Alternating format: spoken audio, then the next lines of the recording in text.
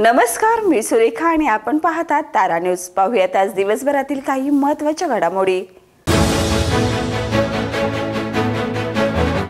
पंचगंगा नदीची पाणी पातळी धोका पातळीखाली आली आहे. 43 फूट 3 इंचावरून ती आता 42 फूट 10 इंचावर आली असून पावसाने विश्रांती घेतल्याने कोल्हापूरकरांना दिलासा मिळालाय. कोल्हापूर गगनबावडा मार्ग पूर्ववत सुरू झाला तर कोल्हापूर रत्नागिरी महामार्गावरील वाहतूक अंशतः सुरू झाली आहे. देशाचे सरन्यायाधीश भूषण गवई यांच्या इशाऱ्यानंतर स्वाभिमानी शेतकरी संघटनेचे नेते राजू शेट्टी यांनी राज्य सरकारकडे धडक मारली आहे.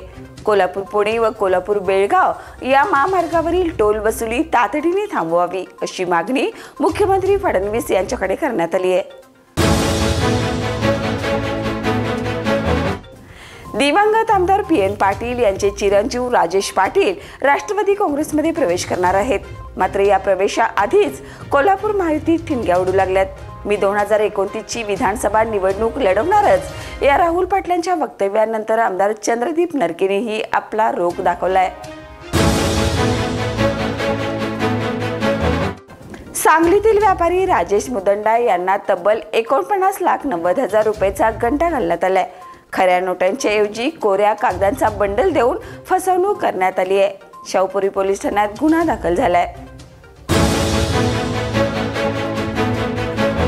गगनबावड्यात सर्वाधिक 30.8 मिलीमीटर पावसाची नोंद झाली असून जिल्ह्यातील पावसाचा जोर लक्षणीय प्रमाणात कमी झालाय. पुरामुळे गावांचा संपर्क तुटलाय. दररोज तब्बल 20,000 लिटर दूध घरातच साचत आहे तर 2,000 क्विंटल भाजीपाला शिवारात पडून आहे. पिके पाण्याखाली जाऊन खराब होण्याचा धोका असल्याने शेतकरी दुहेरी संकटात सापडलाय. लोकसभेनंतर राज्यसभेतही ऑनलाईन गेमिंग विधेयकाला मंजुरी मिळाली आहे. ड्रीम 11, रमी, पोकर सारखे पैसे लावून खेळले जाणारे गेम्स बंद होण्याची शक्यता आहे. रणबीर कपूर, ध्वनी, शुभमन गिल सारख्या सेलिब्रिटीवरही परिणाम होणार असून जाहिरातीच्या खर्चातही मोठी घट अपेक्षित आहे.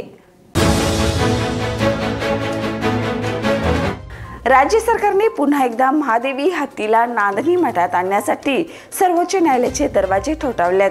यासाठी 3 हत्तींना परत पाठवण्यासाठी उच्च अधिकार समितीकडून अनुमती मागण्यात आली आहे. पुढील सुनावणीवर सर्वांचंच लक्ष लागलंय. तर या होत्या आज दिवसभरातील काही महत्त्वाच्या घडामोडी.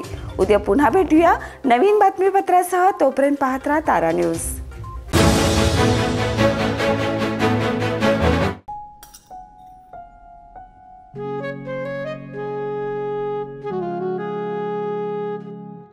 बाबा, आज येताना बासुंदी घेऊन या ना. अगं, कालच आपण आईचा वाढदिवस होता म्हणून आणली होती ना. ऐकलं, गोकुळची बासुंदी पुन्हा खावीशी वाटतेय. खरं सांगू, मलाही खावीशी वाटतेय. पुन्हा पुन्हा खावीशी वाटणारी गोकुळ बासुंदी.